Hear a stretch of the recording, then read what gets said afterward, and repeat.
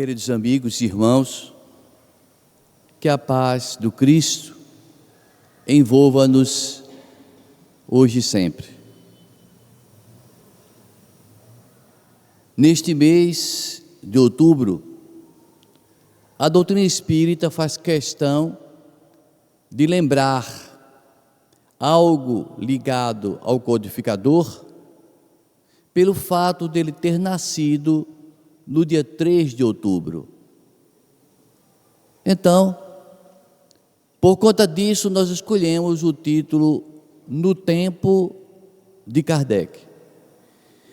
Isso para que todos nós possamos tomar conhecimento de como era a Paris daquela época, daquele século XIX. Como viviam as coletividades, como era a sociedade, as dificuldades que o codificador apresentou, o trabalho gigantesco dele. Portanto, nós temos em Hippolyte Léon Denisard Rivaio, aquele que codificou a doutrina espírita, e que depois que a doutrina foi codificada por ele passou a utilizar o pseudônimo de Allan Kardec, e para todos nós ele ficou conhecido como Allan Kardec, tanto antes de codificar, como depois de codificar. Então, no tempo de Kardec, é o período do século XIX, que ele esteve entre nós, como um missionário de Deus. Mas uma doutrina que veio com a finalidade de revolucionar as doutrinas religiosas, que veio trazer um complemento dos ensinamentos de Jesus, uma doutrina que veio trazer subsídios para que nós pudéssemos compreender o mecanismo da mediunidade, as verdades dos mundos habitados, a pluralidade das existências. Essa doutrina precisava, evidentemente, de um suporte espiritual de gabarito, a fim de que pudesse lograr êxito. Todavia, aquele homem que nasce na cidade de Lyon, ele tinha uma incumbência gigantesca, porque ele iria, entre aspas, criar uma nova doutrina científica, filosófica e religiosa, nunca antes organizada. Existiam-se conhecimentos esparsos sobre reencarnação, sobre a fenomenologia mediúnica, mas nada que estivesse num contexto de codificação, de centralização, de organização. E para que ele pudesse exercer essa atividade gigantesca, ele precisou da assessoria de milhares de espíritos, que de uma forma ou de outra contribuíram para organizar a doutrina que nós conhecemos. Mas esses milhares de espíritos que estavam dispostos a servir no intuito de implantar na terra a doutrina dos espíritos, evidentemente que estava subordinada a uma ordem superior, no caso, ao diretor do planeta Terra, ao nosso irmão maior, Jesus de Nazaré. E aí a gente faz uma pequena passagem no Evangelho de João, capítulo 14, em que o mestre teria dito: e eis que eu rogarei ao Pai, e ele vos enviará outro Consolador, para que fique convosco para sempre. Esse Consolador será o Espírito da verdade. Portanto, nessa promessa do Cristo de um outro Consolador, trazia um indicativo que esse novo Consolador se chamaria Espírito da verdade. Passam-se 18 séculos. 18 séculos.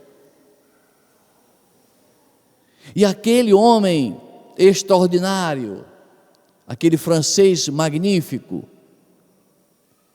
Denis Arrivaille, está organizando a doutrina em sua casa, em seu lar, num trabalho silencioso, metódico e exaustivo, atravessando até altas horas da noite, selecionando mensagens, escrevendo contestações, argumentos. E em março de 1856, ou seja, um ano antes do Livro dos Espíritos ser publicado, ele está em sua casa, na Rua dos Mártires, número 8, no segundo andar, escrevendo laudas e laudas de textos que no futuro irão se transformar em Evangelho segundo o Espiritismo, em questões do Livro dos Espíritos. Ele, quando está escrevendo, começa a perceber um barulho, umas pancadas na parede. Levanta-se e vai verificar que pancadas são essas. E ele começa a perceber que parecia até ser uma espécie de brincadeira, porque quando ele estava sentado, a pancada se reproduzia insistentemente na parede. Quando ele se levantava, que caminhava para lá para ver o que era, silenciava. Quando ele voltava, sentava a pancada de novo. Quando ele voltava a escrever, novamente a pancada. 10 horas da noite. Ele escuta passos, a porta se abre, adentra sua esposa, Amélie Gabrielle Boudet. Cumprimentou. Ele não disse nada, ela entrou para se trocar. Quando voltou assustada, Denis, você está percebendo uns barulhos? Desde cedo. Toda vez que eu vou escrever esse texto, eu escuto essa pancada, já fui lá examinar, não descubro nada. Não tem nada. Amanhã, eu vou à reunião mediúnica em casa do senhor Baudin, onde as médiuns Caroline Baudin e Julie Baudin atuam, e vou perguntar a esses médiuns se os espíritos podem me dar uma explicação sobre esse fenômeno. Dito e feito. No dia seguinte, vai Denis Arrivaille, o futuro codificador, à casa do senhor Baudin, e lá manifesta-se primeiramente o espírito Zéfiro. Ele lhe pergunta se eles tinham conhecimento de uns barulhos que ele ouvia no dia anterior que lhe deixaram angustiado. O espírito disse: eu sei, mas era bom você tirar essa dúvida com o seu guia espiritual. Ora, todos nós temos um guia.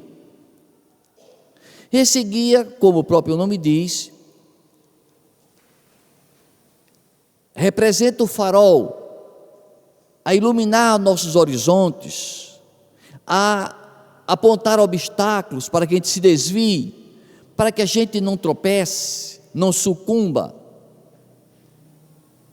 E o Espírito diz assim: por que você não pergunta a seu guia Qual era a razão dessas pancadas que você estava ouvindo ontem?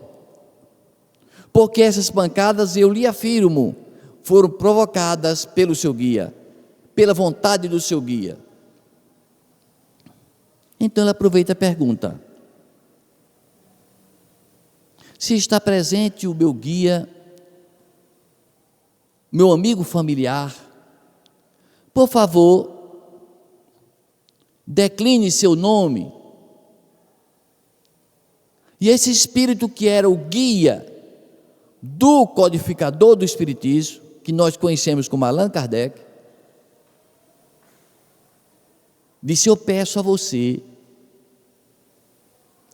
que tenha a maior discrição possível, não questione quem eu fui no passado, eu só posso lhe dizer uma coisa: me chame de a verdade. E nós podemos então parar, respirar fundo e lembrarmos-nos de que Jesus dissera certa vez: eu sou o caminho, a verdade e a vida. Ninguém vai ao Pai senão por mim. Então, se Jesus era a verdade e o guia de Denizar Rivaio era a verdade, começamos a suspeitar, com justa razão, e ao mesmo tempo felizes, por compreendermos que a doutrina que nós professamos teria sido organizada por Jesus de Nazaré, pelo Espírito da verdade. E tem uma justificativa muito lógica, de que nós humanos cometemos erros, quando escrevemos, quando falamos, e na codificação espírita, nos diversos livros do Pentateuco, que o codificador escreveu, que Allan Kardec escreveu, não encontramos contradições. Informações existem que são espetaculares, ainda são passíveis de verificação científica. Portanto, é esta doutrina que nós abraçamos. Então, para que o Consolador voltasse à Terra, para morar aqui definitivamente, com certeza não seria uma personalidade. Jesus chegou a dizer: se eu não morrer, se eu não me for, o Consolador não virá. Agora o Consolador virá porque não será uma pessoa e permanecerá para sempre na terra, porque o Espiritismo não é uma pessoa. O Espiritismo não é o Kardec, o codificador, ele só organizou. A doutrina espírita representa o pensamento do Cristo, estudado em profundidade, detalhado nas suas particularidades sobre métodos de reencarnação, resgates, lei de ação e reação, mecanismo da mediunidade, intercâmbio com o mundo dos espíritos, sonambulismo, passe magnético, desdobramento, visões à distância, audição, planetas habitados. Tudo isso nós vimos na época de Jesus. Só que ele deixou só tópicos. Ele chega a dizer no Evangelho de João: eu tinha muita coisa a vos acrescentar, mas vós não podeis suportar agora. Ou seja, naquele momento, o ser humano não estava capacitado para compreender mais aquilo que ele queria ensinar. Por isso, era preciso que viesse com o tempo uma outra doutrina que lembrasse tudo aquilo que ele ensinou e entrasse nas particularidades. Então, para vir a doutrina que Jesus falou como o Consolador, era preciso que houvesse ambientação.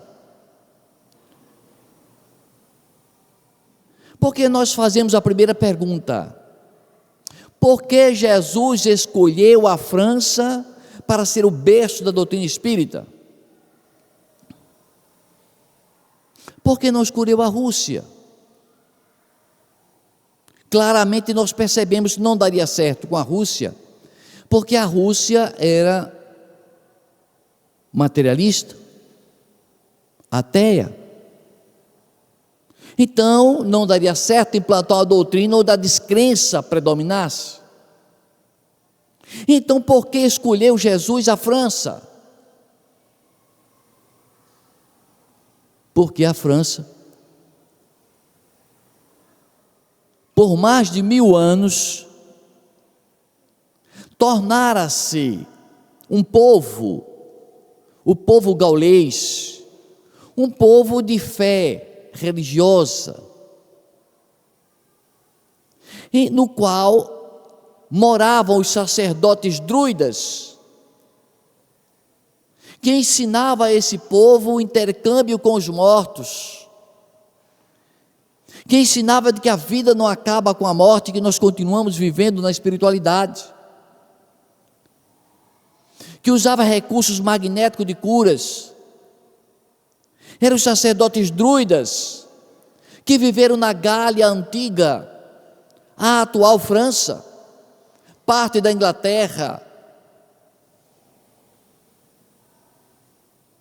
Então esse povo, por mais de 1000 anos, já lecionava o amor, já lidava com as coisas de Deus, fazendo seus cultos ao ar livre. Os sacerdotes druidas se reuniam em homenagem aos seus deuses em Lugdunum, e Lugdunum era a cidade dos sacerdotes druidas. E um desses sacerdotes druidas chamava-se Allan Kardec, aquele que 18 séculos depois vai renascer como o codificador do Espiritismo. Então, dentro da Gália, da França antiga, na montanha de Lugdunum, frequentado pelos sacerdotes druidas antigos, existia aquele chamado Allan Kardec, que resolve, a pedido de Jesus, vir implantar na terra a doutrina consoladora.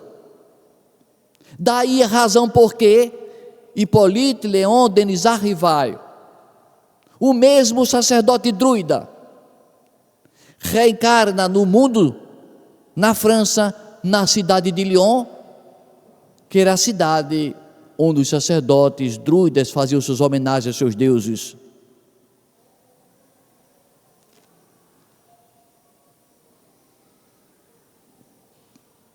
Jesus, para implantar a doutrina espírita,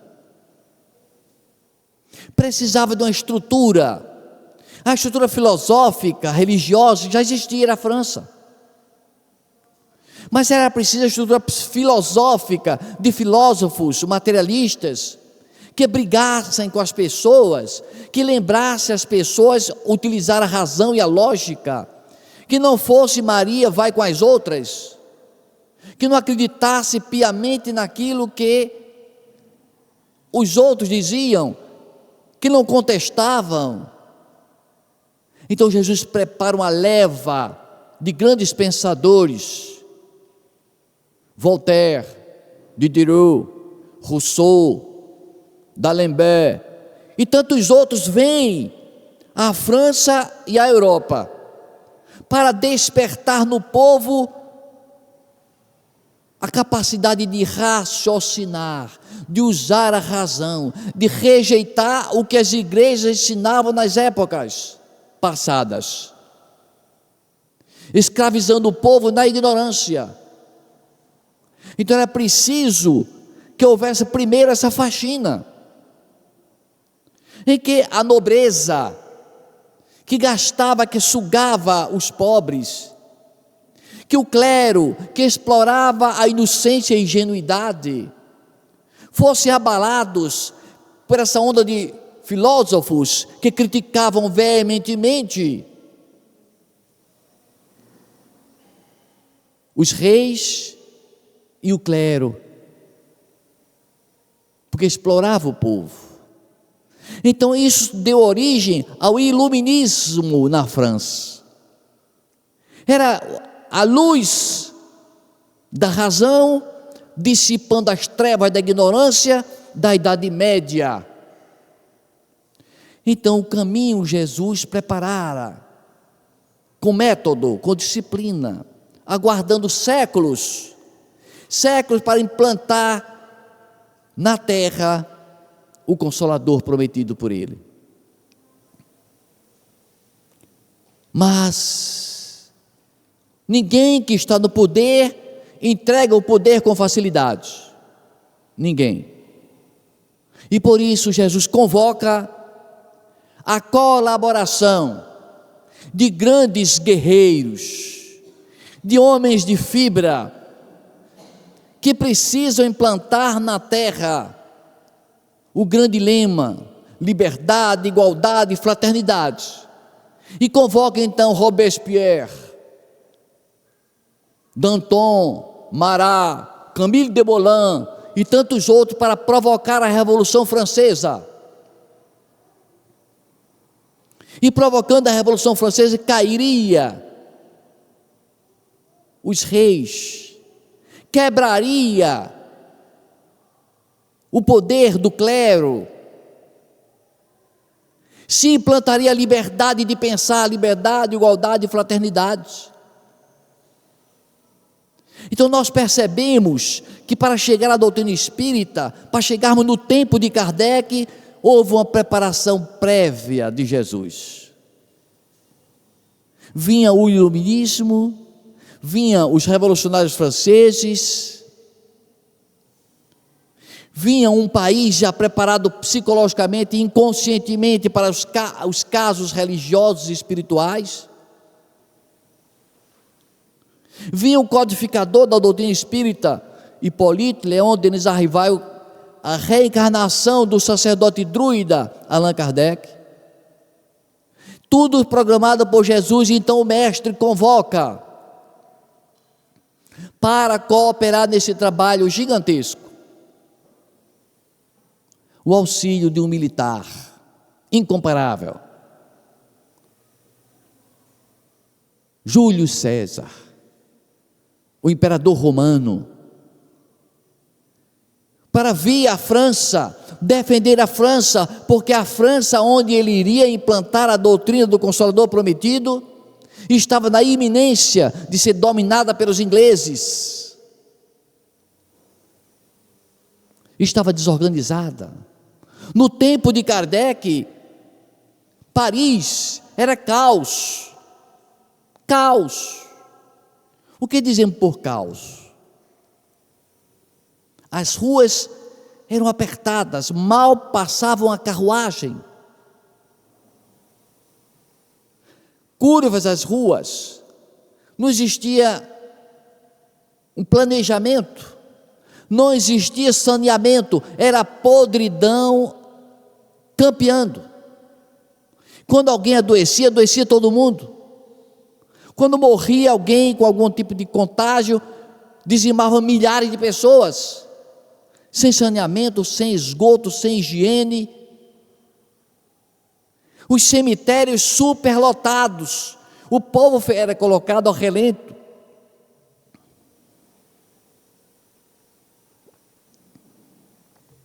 O mau cheiro dominando. Esse era o quadro da época do tempo que nasceu o codificador. Jesus então planeja, propõe a Luís XIV para fazer uma reurbanização de Paris, a Luís XV os reis de França. O que é que eles resolvem? Vão sair daqui, estão de morro apodrecido, e se fixam o governo da monarquia no Château de Versalhes, a 20 quilômetros de Paris. Se distancia da pobreza para não se contagiar com a pobreza e com a imundície, mas não resolve o problema dos pobres. Mas Jesus fica insistindo, é preciso fazer a recuperação, a reurbanização de Paris, para que os filósofos e pensadores permaneçam em Paris, cidade de luz, cidade do iluminismo.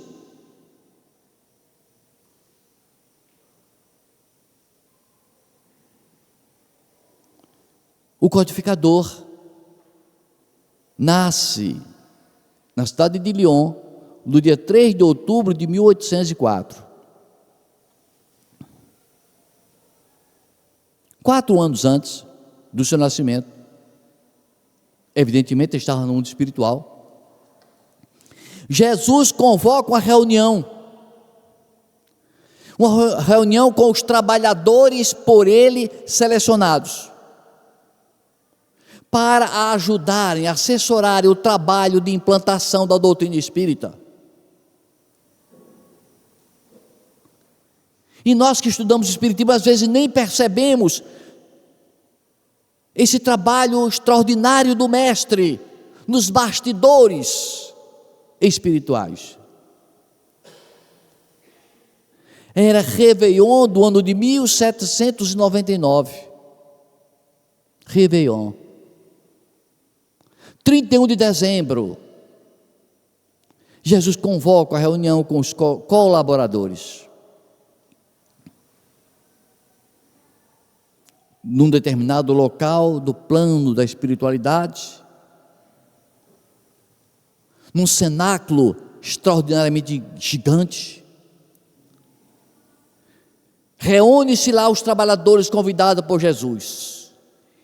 Ele arrebanha os grandes pensadores da Índia, da China, seguidores do budismo, convoca os filósofos gregos, Sócrates, Platão, Aristóteles, o pai da medicina, Hipócrates, convoca a contribuição de grandes santos da humanidade, da Igreja Católica, Santo Agostinho, São Luís, Santa Teresa d'Ávila, Joana d'Arc, convoca sábios como Galileu Galilei, convoca aqueles que seriam os grandes lutadores pela Revolução da França, como dissemos há pouco, Robespierre, Danton Marat, mas convoca também pessoas que estavam vivendo na terra, pessoas que não estavam mortas, para participarem lá no mundo espiritual, nessa reunião convocada por Jesus.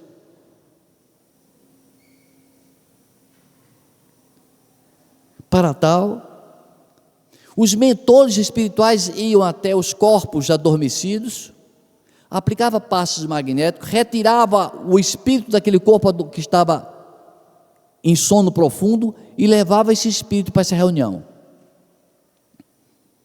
Dentre eles que estavam vivendo na terra na época, ele leva Pestalozzi, aquele que vai ser o grande mestre que vai ensinar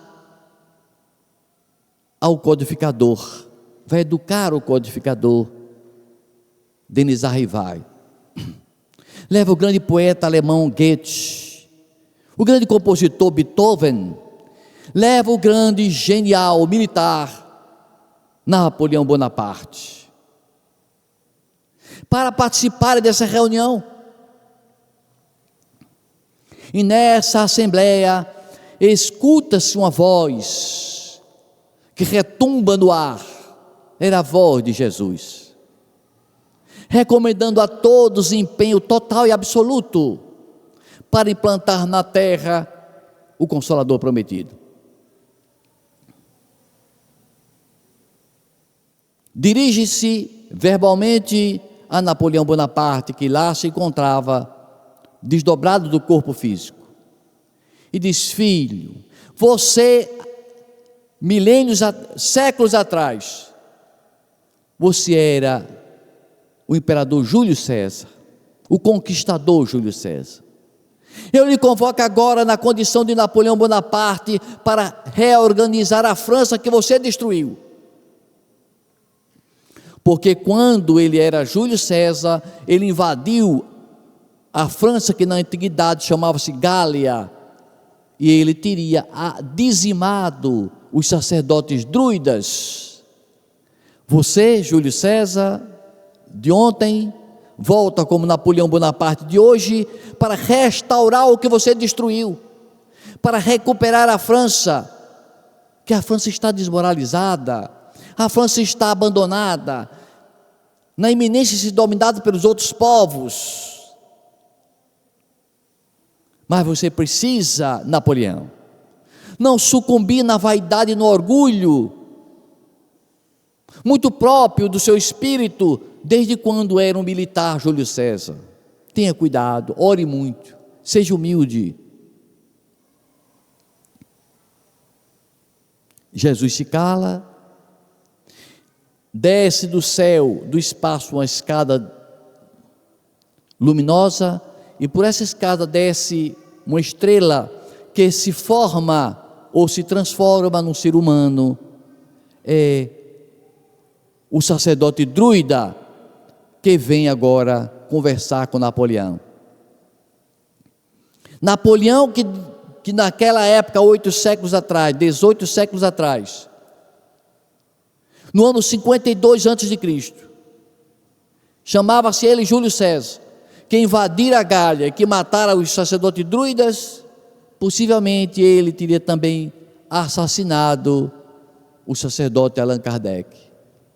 E quando ele se depara com Allan Kardec, o sacerdote Allan Kardec, druida, ali naquela reunião, ele corre e ajoelha-se a seus pés em lágrimas. O futuro codificador ergue-o, abraça-o e pede a ele humildade, que volte ao seu corpo físico. E ele teve o carinho de trazê-lo voando pelo espaço, adentrar na sua residência e colocá-lo de volta no seu corpo.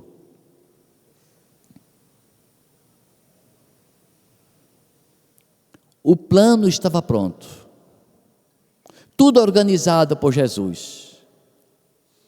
Napoleão Bonaparte, que era o mesmo Júlio César, volta e se organiza o exército francês, que ganha autonomia e autoridade, respeito em toda a Europa.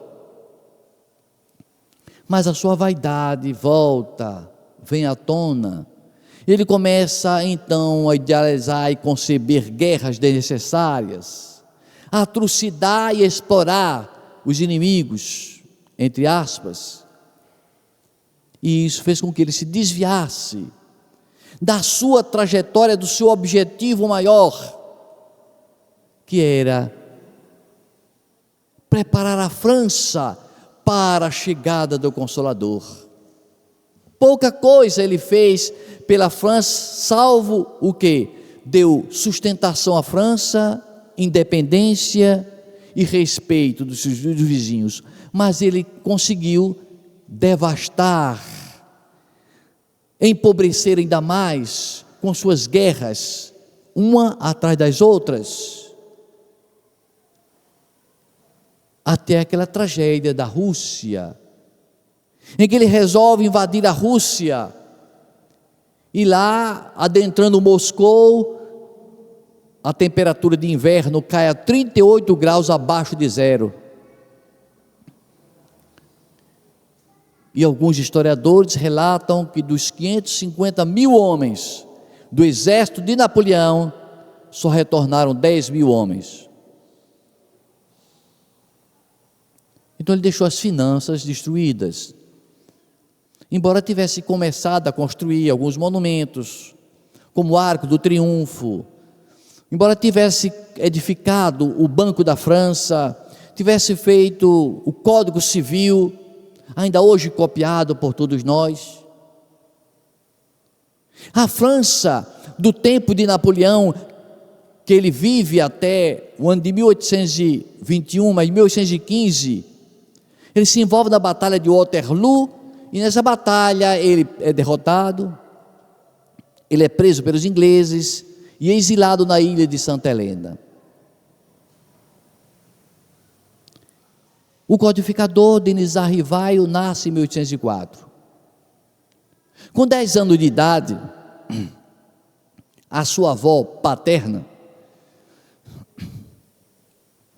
que tinha melhores posses, leva-o até a Suíça, com 10 anos, aquele menino, para estudar no colégio mais importante que o planeta conheceu, no Instituto Yverdon, cujo diretor chamava-se Pestalozzi. E ele foi indicado por Jesus para que Pestalozzi fosse seu mestre. Que homem extraordinário era Pestalozzi. Embora de família evangélica ou protestante na época, era absolutamente religioso e abraçava todas as crenças. Criou o instituto em Yverdon, um instituto em que as portas eram abertas, embora fosse um internato, ninguém fugia. O estudo era intuitivo, ninguém decorava, ninguém tinha prêmios porque acertava as lições, nem castigo porque errava. Não, cada um exercitava a despertar em si próprio valores desconhecidos. O método de ensino de Pestalozzi foi em parte copiado por Rousseau, e implantado por ele de uma forma exuberante, transformando-se Pestalozzi, o mentor de futuro Kardec, como o educador da humanidade. E ele, quando o futuro codificador completa 19 anos, volta à França e vai morar em Paris. 19 anos. Me perdoem os senhores e senhoras, eu fiz um autoexame. Com 19 anos, o que é que eu tinha na cabeça, meu Jesus? Vento com um pouquinho de fumaça, quase nada. Conhecimento, embora que eu estudasse do Lins de Vasconcelos, e lá eu tivesse dado com o professor Neri, tivesse tido aulas de Esperanto, francês, inglês, espanhol, mal sabia palavras de cada idioma, 2, 3 palavras só.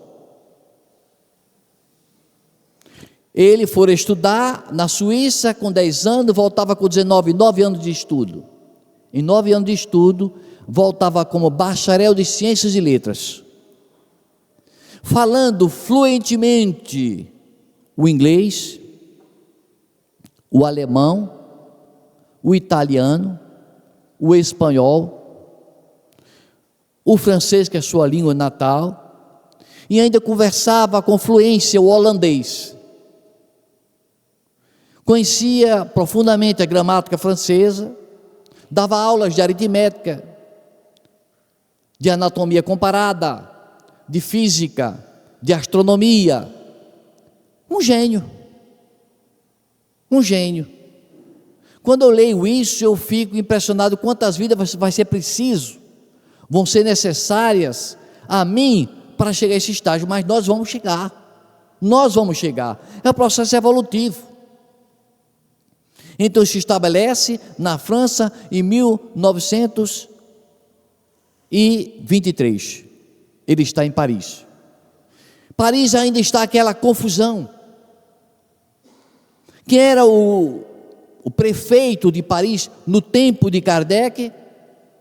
Era Georges Haussmann. E o governador da França era Napoleão III, sobrinho de Napoleão Bonaparte.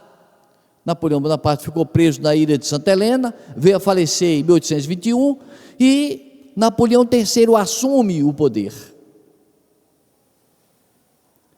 O cenário era esse, era preciso haver a reurbanização, a higienização da cidade, para que a cidade chegasse ao que hoje é Paris.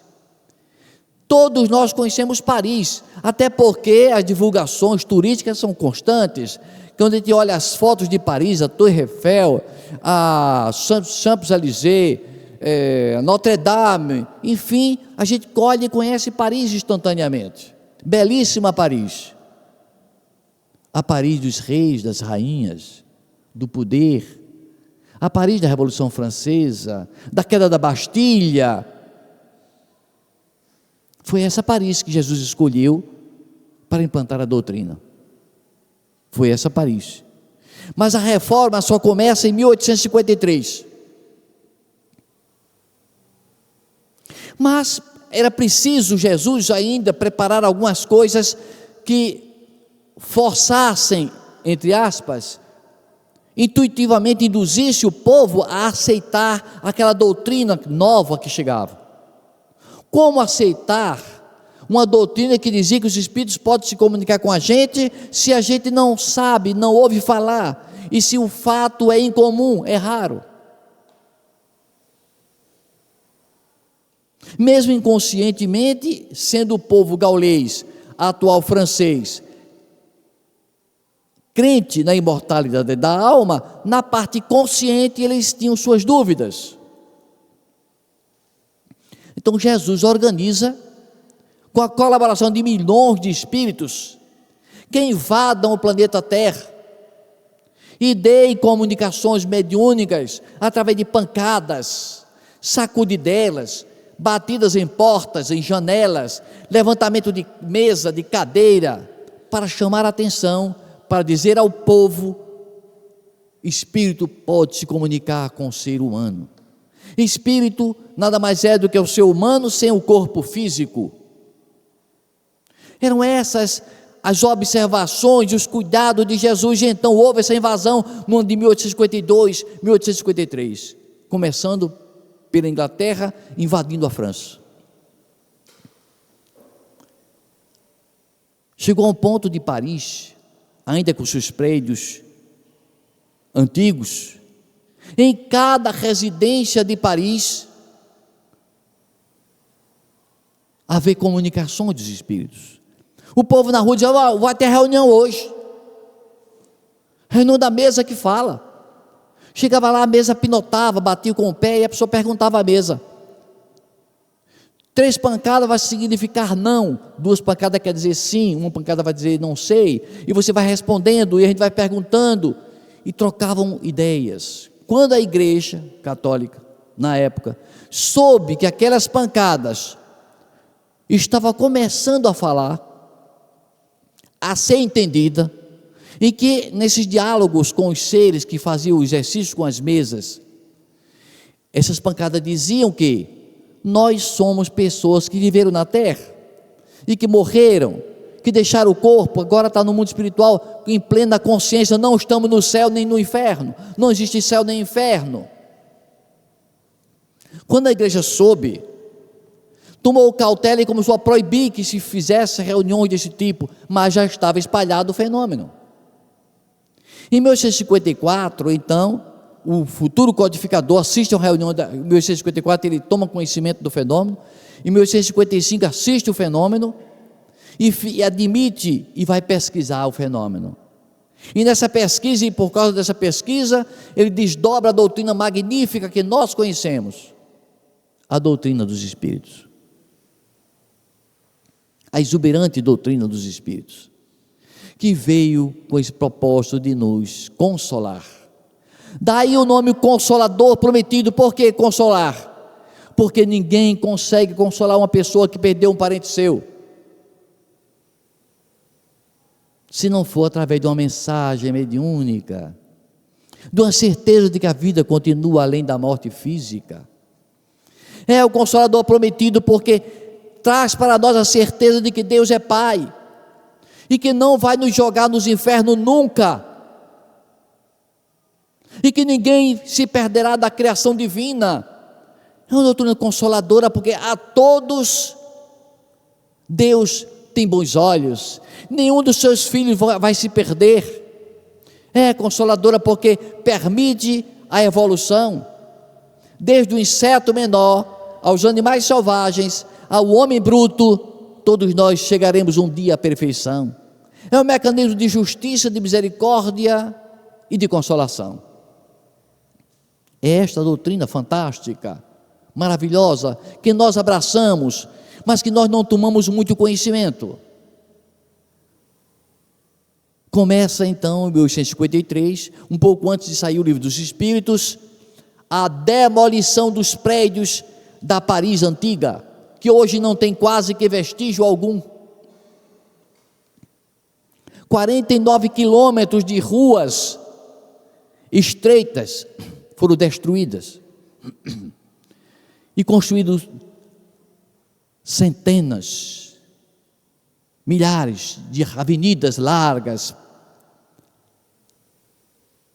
praças modernas, milhões de casas novas.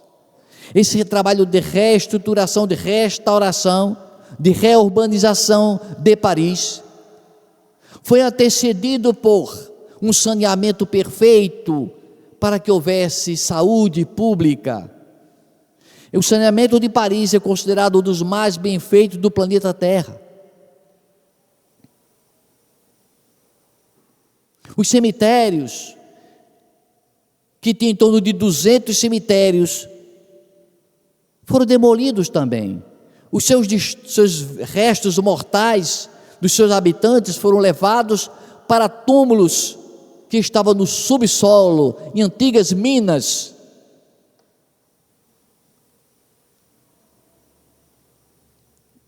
E aí restam dois principais cemitérios de Paris, Montmartre e Père Lachaise. Quando o codificador do Espiritismo faleceu em 1869, foi levado o seu corpo para Montmartre. 2 dias depois, foi removido para Père Lachaise. No cemitério Père Lachaise, lá se encontra o túmulo do codificador do Espiritismo, um monumento típico dos sacerdotes druidas de antes de Cristo. Isso é maravilhosamente fantástico. A promessa do Cristo se realiza. A doutrina está aí. A doutrina não é outra senão a doutrina de Jesus. Os ensinamentos não são outros senão o que Jesus ensinava. Lógico, com aprofundamento teológico, filosófico, científico até. Porque experimenta-se o médium, faz-se eletroencefalograma do médium psicografando, estuda-se profundamente o passe magnético, as curas espirituais. O trabalho de consolação espírita continua se espalhando por esse mundo de Deus. No tempo de Kardec, aconteceu verdadeiros prodígios, assessorado pelos espíritos de vulto, que intuíam o codificador, que fazia com que médiuns com 14, 15, 16 anos de idade recebessem mensagem de autoconhecimento filosófico. Júlio Baudin, Caroline Baudin, Ruth Jafé, irmãs, todos eles médiuns extraordinários, crianças, meninas. Eu com 19 anos não tinha nada na cabeça, e criança com 14, 15 anos, o que é que tinha? Bênção de Deus, missão extraordinária. A doutrina então se constitui com a robustez ímpar, sólida. Nós espíritas não temos nenhum propósito de convencer doutrina alguma. Cada um que está feliz na sua doutrina, que continue na sua doutrina. Mas nós que somos espíritas e que sabemos da nossa responsabilidade perante Jesus, precisamos ter consciência de que o tempo é passageiro, que os minutos passam rápidos, que é preciso aproveitar o momento de hoje e de agora para transformar o outro, o semelhante, fazendo bem, amando o próximo, porque a função do espiritismo é espalhar-se pelo mundo inteiro, não para fazer espírita, mas para fazer pessoas melhores. Porque não importa o nome de espírita, importa que o homem seja bom.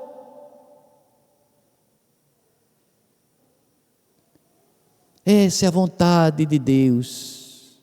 O Pai quer que todos vós sejais perfeitos, como Ele é perfeito. Que Jesus nos ampare hoje e sempre.